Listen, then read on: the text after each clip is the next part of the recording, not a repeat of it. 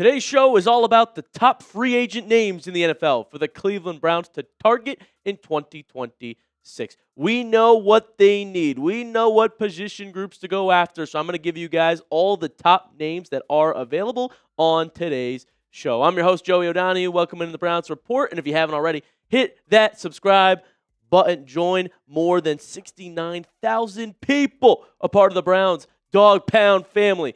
Don't miss out when the Browns do make a signing, when they make a trade this offseason. I'm going to make a video on it immediately. So stay tuned, be a part of the family, and let's get into some top free agent targets for the Cleveland Browns. Now, obviously, their cap space situation is going to be a little bit tricky. Can we restructure, do some work around it? I'll make a future video on that. But the first name I've got for a Cleveland free agent target is Alijah Vera-Tucker. We know lineman needs to be the number one priority for the Cleveland Browns, both in the draft and in free agency. And Vera-Tucker is a guy that, when healthy, very solid as a guard. Now, I say when healthy as a note because he had a season-ending tricep injury before 2025 even started, right? So we don't even have stats on him from this past year. But he's a younger offensive line option. He's only 26 years old. You know, I like the size. He's 6'5", 308 pounds. Give you a little bit more versatility up front, all right? But let's go back to 2024, the last season he did play. His PFF grades, well, they're pretty solid. I mean, he got over 900 snaps and an overall grade of 77.7. That was top 12 in his position group. Pass blocking and run blocking were both very solid, and that's what I like most about it. We need help in both areas. Our run blocking better than our pass blocking this year until the end of the season, of course. But the fact that he can do both, that gets me excited about AVT. I think Cleveland could take a swing on him, a younger guard option. Let's talk about another offensive lineman that Cleveland could bring in. How about Braden Smith of the Indianapolis Colts? I think Smith is going to be a right tackle that is very sought after here in this market. You might have to pay a little bit to be able to get Braden Smith, but not as much as you might figure. Okay, according to Spotrac, his market value is only $13.5 million a year, and he's the best right tackle in the open market. Not 30 years old yet. He's 29. And with the Jack Conklin injuries, I don't think he's coming back. I mean, and it was awful, our tackles. Cam Robinson on the left side and KT Leviston. I mean, it was a joke. Bring us tackles. And Braden Smith's going to be one of the top options on the market. He also had 105 starts, okay, since 2018. He's a veteran. He knows how to play. He's coached well. Indianapolis, one of the top O-lines in the league. Heck, they're able to make Daniel Jones and Phillip Rivers stand in there and look serviceable. Okay, we need someone that can do that for our quarterbacks. Next, we need a corner as well, okay?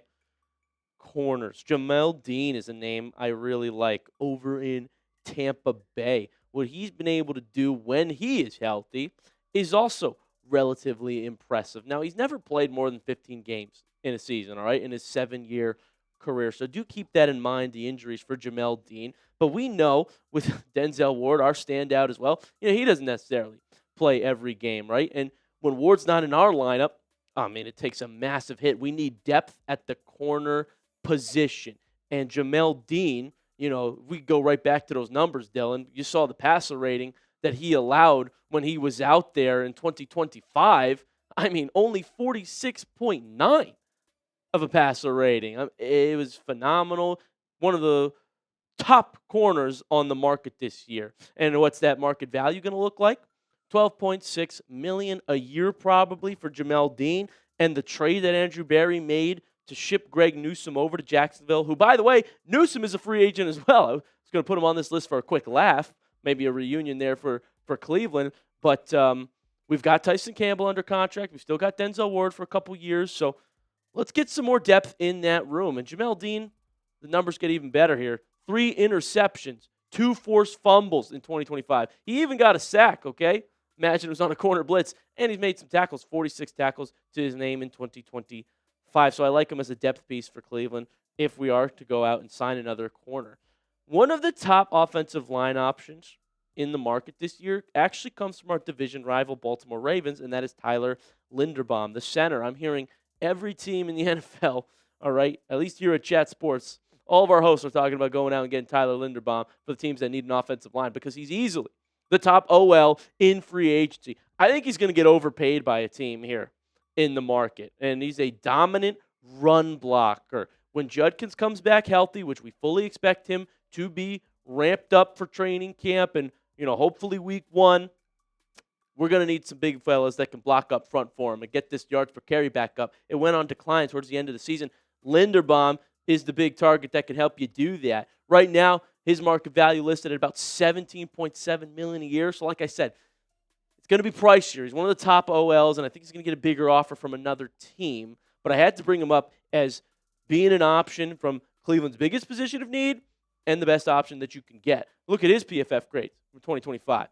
Played over 1,000 snaps for Baltimore, helping protect Lamar Jackson. There wasn't much help on the Ravens' offensive line, to be quite honest with you. Linderbaum was the bright spot. His run blocking really is where he excels, folks. Look at that 83.1 run block grade. Pass block had 63.4. Not the greatest, but his overall is nearly 80.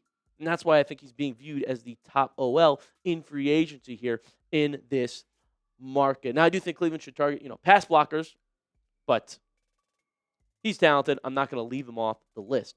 Let's also bring up a wide receiver option, folks, and I think you're going to like this one. How about Alec Pierce, the Indianapolis Colts wide receiver, all right? Might have even been their number 1 at times this year, but he's a very good run blocker for a wide receiver, and that's what I think coaches really like about Alec Pierce. He's not afraid to go out there, do his job, do the dirty work, and throw a block or two for his runners, okay? And we got a quarterback in Shedeur that does actually like to move and run with his legs too. So you get me wide receivers that aren't giving up, okay? I don't know if Jerry Jeudy's out there throwing blocks as hard as Alec Pierce is in Indianapolis, to be quite honest with you. Pierce also catches the 50-50 ball. Like, I want a tall wide receiver for Cleveland as well that make the young quarterback feel comfortable. You can just throw it up to Alec Pierce. Top level, catch radius, and speed. He does it all. He's kind of slept on, I would say, as a wide receiver. But his market value is going up. They're saying $20 million a year now to get Alec Pierce. And it's probably because he just eclipsed 1,000 yards in 2025, all right? Had 47 catches for 1,000 yards. I mean, that's got to be one of the fewest amount of receptions for a 1,000-yard receiver. I think only Deshaun Jackson has done that in recent memory. And he had 6 touchdowns. His average is 21 yards per reception. Deep threat. Tall target. This is what our quarterback needs, especially if it is Shedeur Sanders, right? I mean, think about the amount of times Shedeur just unloaded that thing to Isaiah Bond for 40-yard completion, 50-yard completion. Alec Pierce, when we get down towards the red zone, I mean, you're going to see Shedeur take some shots, all right, for 6 now if Alec Pierce is down there. So what do you think? You think it's worth Cleveland going out and taking a swing? If they're going to spend in free agency, is Alec Pierce worth that money? Type Y for yes, type N for no down below. Let me know what you think. There's no secret we need a wide receiver, though, with our room only being, Judy, Tillman, Bond.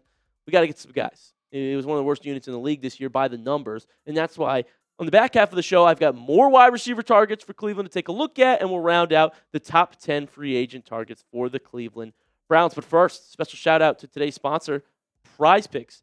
The big game is almost here, and there's no better way to cash in during America's biggest sporting event than Prize Picks, where it always feels good to be right. And since the big game is right around the corner, that also means it's your last chance to get into football action before next season. So close the season out right with Prize Picks by getting $50 instantly in lineups when you play your first $5. I love this app, and it's a lot of fun. I win money. I make lineups every week, and I've been crushing it with the more on quarterback passing touchdowns this playoff. I can't watch my favorite team anymore for a while, as you guys know. No Cleveland to play. But I want a way to stay entertained during these games, have something to root for. Prize Picks helps me do that. Missing your fantasy team? My league's already over, but with Prize Picks, I don't have to wait until next year's draft to keep playing fantasy. Prize Picks lets you play fantasy football every week, even in the playoffs. Pick your favorite players and win when they hit their projections. Every week. No draft required. Join millions of users and sign up for America's #1 sports picks app. I've got a lineup, for Championship Sunday. Drake May, more than 199.5 passing yards. Cooper Kupp, more than 1.5 receptions. And Devontae Adams, more than 3.5 receptions. You can make a lineup just like that one if you download the Prize Picks app today and use code CLNS to get $50 in lineups after you play your first $5 lineup. That is code CLNS to get $50 in lineups after you play your first $5 lineup. Prize Picks, it's good to be right. I got to mention David Edwards, the Buffalo Bills guard on this free agent target list as well. Guys, maybe you could see I'm loading up linemen here on my top 10 free agent targets because I need Cleveland to get one or two of them. All right, you're going to draft a couple rookies as well to get on rookie deals. You better draft one in the first round, too. But David Edwards is going to be a phenomenal free agent option for Cleveland if they want to go that route. We need all of it. We need guards, centers, tackles. I mean, more than half the line's a free agent, and the other half's injured and bad. So look at his pass block grade, 73. Overall, 71.4 PFF grade in 2025. Like, those are solid numbers, and he's more of a pass blocking offensive lineman. Also registered over 1,000 snaps as well. He's going to be the top guard on the market here in free agency. All right? And he's got 2,000 snaps at left guard specifically the past 2 years, only giving up 3 sacks in those 2 years. Does that not sound like something that Cleveland could use? I certainly think it is. In fact, Joel Bitonio, he might be retiring. He might hang it up. I'll keep you posted if that's the case, but you might be very much in the market for a left guard, and that's why I list him on this list. But his market value is going to be close to $20 million a year as well. So you probably got to take your pick here of the names that I'm giving you. But Edwards is going to be a name to watch. Watch out for him to get paid this offseason, maybe even by Cleveland. All right, I'm putting this one on the list for his talent and not for his attitude. Let's talk about George Pickens, the former Pittsburgh Steeler wide receiver. I will say this about George Pickens. As a pure talent, I have always been on the case that Pickens is a super talent. You guys didn't know me 5-10 years ago, but I had been saying that George Pickens has top 10 wide receiver potential as a pure talent. If he had a quarterback, in Pittsburgh, wasn't really a whole lot to work with, but he made some of the greatest catches I'd ever seen, one of them against Cleveland. In fact, if you remember what I'm talking about, had some nasty ones at Georgia as well. But he is a head case. He is a hothead. I don't want George Pickens on my football team. And he's going to be begging for T. Higgins type of money. He's going to want $30 million a year probably or more. And someone might give him that for his talent, all right? And he's excelled with Dak at quarterback. Look at this, over 1,400 yards and 9 touchdowns last year. But also, remember when he played against the Browns when he was a member of the Steelers and he just starts picking a fight with Newsome in the end zone when the game's over?